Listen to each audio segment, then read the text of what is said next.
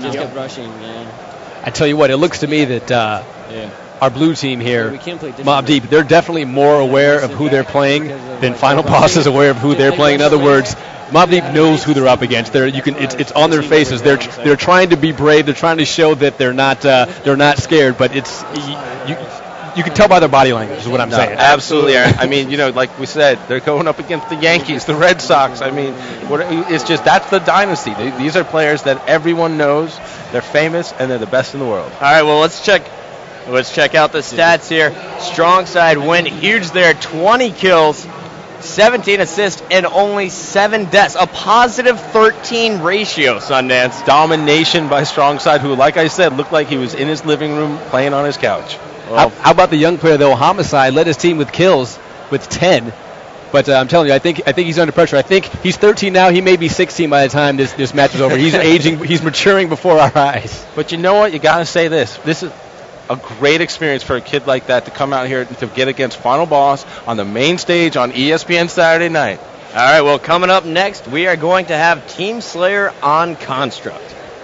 I tell you what, in that last match, you saw Strong side leaning back, and if you look at his positioning on stage, the guys can see him. All the opposing players can see him leaning back. That's got to be part of the mental game, right? Oh, absolutely. There's more than one way to talk smack. You can talk it with body language, too. Well, we're jumping on board, starting this game off with Homicide.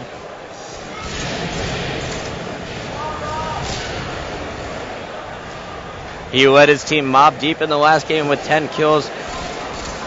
Hoping to get to 50 before Final Boss, this team does here. Now, of course, on Construct, the key is to get up top and hold the top. You see Homicide running into 2 players, getting help from Light King, taking down Ogre 2. Now going in on Ogre 1. He had to reload. He had Ogre 1 beat. And Strong side from the side takes him out. All right, so now, speaking of Strong side, let's swap over to his screen. Type D to Station 9.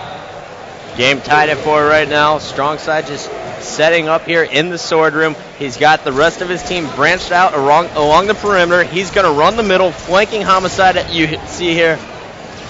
How does Strong side change his strategy for a game like this? In the last game, it was capture the flag, so he's basically playing fullback to their flag carrier. On this game, does he have to change what he's doing? I'll tell you what, the great thing about Strong side is he never changes his game. His team literally has adapted to the way that he will play. They've adapted it so that they can allow him to go out and be a free-flowing player. When you start to put Strong side in a box, it starts to hinder his ability. Final Boss has so much skill at every position that they just allow him to go do his thing, and the Ogres and Walshy fill in the rest. Wow. Well, Strong side's taken down. It looks like Light King is doing some heavy lifting here for the Mobb Deep team. Let's check him out. As we mentioned before, Light King was a pro in Halo 2 before, played with Shook One Gaming in the early 2006 season, trying to make a name for himself early in 2008. And now, again, for him to have to shift up, as you mentioned, he was with Shook One. They had a good run there. They played well. But he's with a new squad here, working it out, fitting in pretty well. But he's got that experience. He's played against these guys before. So what he needs to do is he needs to realize that he's got to look over to his right and talk to that 13-year-old and maybe rein him in a little bit. Because pure skill isn't enough at this level. The mental aspect of the game is just as important. And we have Coach Fever there behind Light King. He is talking to the whole team, doing a great job. One thing to note, Final Boss does not have a coach, Sundance. I know a lot of people may ask, how is that possible? How can they win without a coach? Well, you know what? They didn't drop a single game at our Vegas Championships last year without a coach. They've had coaches in the past and had some issues with that.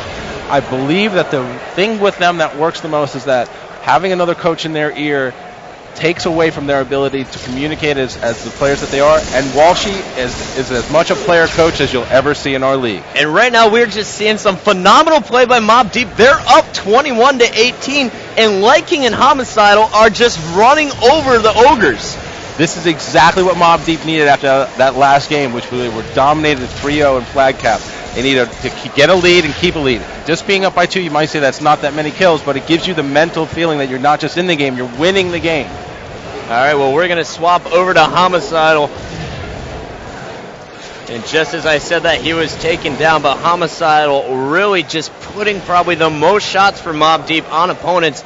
He's playing selflessly. He's injuring players, calling it out, letting his partners pick up the kill, register the kills for his team. As you see, he just out-BR'd Ogre 1 once again. He's warming up. The game's tied at 25. We're halfway there. At about 30 kills is where you think it's taken down, but about 30 kills is where you see the game change a little bit. Teams start to play a little bit safer because they're only 20 kills away from number 50, and that's the end of the game. Well, Walshy has the rocket launcher now. Final Boss has retaken the lead, and it's due to the power weapon control. Final Boss, one of the smartest in the league, and Walshy catching Clutch in the stomach with that rocket. He didn't aim for a wall. He went right for the body. That's just nasty, and that's what you can do when your name's Walshy. I think when he first got the rocket launcher, you heard the first rocket land, and that was almost like the call of what's about to come, which is Final Boss dominating. All right, well, now we're going to switch over to In the Clutch, who is going after Walshy. In the Clutch, as we mentioned earlier, new to the MLG scene, but he's having a pretty strong performance here in Team Slayer. Walshy with a sneaky getaway right there, got a little lucky. Now, Clutch probably should have hit the back smack there. His reflex is not quite up to par quite yet. He's not warmed up. This is not the Clutch I saw in round one warming up on our side station Sunday. Well, again, Puckett, I mean, you know what? The fact of the matter is, as I said, he's got the skill. We've seen that. He's got the ability. But is his head in the game? I mean, is he feeling the pressure? Final Boss, main stage, MLG 08. I mean, I don't know. That's kind of stressful. Absolutely, and you see In the Clutch on his respawn getting shot 3 times. That's not how you want to come back to life in Halo 3. They're waiting for you. Oh, and look at that play, catching strong side with the headshot before being taken down. We're going back over to Walshy, though. Walshy is on a tear. He just picked up an assassination and another kill. It's 43-33. Final Boss coming together in the second half of this game and just destroying Mob Deep. It seems as if Mob Deep taking the lead there sort of upset Final Boss, and now they're trying to prove a point or something. Well, a team like Final Boss is known to make statements, okay? They're not just aware of they're playing Mob Deep, and that's what they're focused on here, right? They want to win this 3-0. They want to have 3 flag caps to none. They want to win 50-20 so that the next team that they play knows that they had no problem getting there.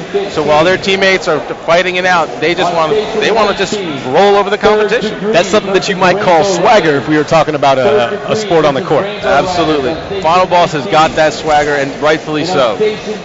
Well, Final Boss keeping the pressure on Mob Deep. Mob Deep unable to set up at all. As you see, Walshy was chasing after that final kill. It's 49, and Ogre 2 will end it. So 15 kills for Ogre 2.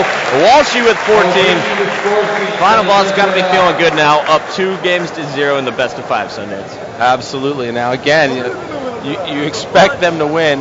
You expect them to have a lot of confidence. What you don't expect them to do is to do it at will, and that's what it seems like. It seems like when they ratchet it up, like you said, Aaron, they're able to just essentially shut down their opponent. All right, well, let's take a look at the stats here. Ogre 2, huge game, 15 kills, 8 assists, 10 deaths. That's a +5 ratio. In the Clutch, on the other hand, showing that the nerves are getting the best of him. -11, 4-15. Now, Homicide, 13-13, a push. You might say that's not great. That's pretty good when you're putting that many shots on people and you're playing that aggressively. Well, one thing to note there is we did see In the Clutch respawning into fire. Final Boss had the setup in the second half of that game, and they were just not letting Mob Deep escape from that spawn trap. It seemed like In the Clutch took the brunt of the punishment from Final Boss. Like you said, he got caught in that spawn trap, and he just took all the pain. Well, don't kid yourself also. Final Boss is such a good team, so established. They've been around so long. They can sense when somebody's feeling the pressure, and you know what you do? You go after that weak link. How about Homicide, though? He actually led his team in kills again. Let's keep track of that. He led in the first match, now he's leading this game. What's going to happen next?